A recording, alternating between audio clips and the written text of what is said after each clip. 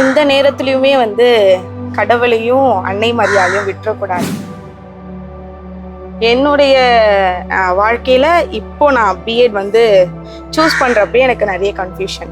நான் என்ன பண்ணிட்டேன், ஃபர்ஸ்ட் போயிட்டு நான் மாதா கிட்ட போய் உட்காந்துட்டேன். சரி, அதை வந்து நம்ம வெறும் படிப்பா மட்டும் இல்லாம ஒரு சேவையா அதை செய்யணும் அப்படின்றதுக்காக நான் அதை ப்ரேயர் பண்ணி அதுக்கப்புறம் தான் நான் டிசிஷன் எடுத்து போனதே வந்து அன்னை மரியாள் கிட்ட கேட்டுதான். எல்லா குழந்தைகளுமே ஒரே மாதிரியான மனநிலையிலையோ ஒரே மாதிரியான உடல் அமைப்புலேயோ இருக்க மாட்டாங்க. அப்படின்றப்போ குழந்தைங்க கிட்ட, ஸ்பெஷல் சைல்டு கிட்ட நிறைய விஷயங்கள் வந்து நம்ம வந்து அவங்க கிட்ட இருந்து வளர்க்கலாம். அதுக்கு வந்து பெற்றோர்கள் வந்து அவங்க நிறைய எஃபர்ட் போட்டாங்கன்னா அந்த குழந்தைய நல்ல ஒரு பாதையில கூட்டிட்டு போறதுக்கு உதவியா இருக்கும். எந்த நிலையிலுமே ஆண்டவர் வந்து விட்டுடாம எப்பவுமே அவர் கூடயே நம்ம பயணிச்சோம்னா அவர் நம்மளை பார்த்துப்பார்.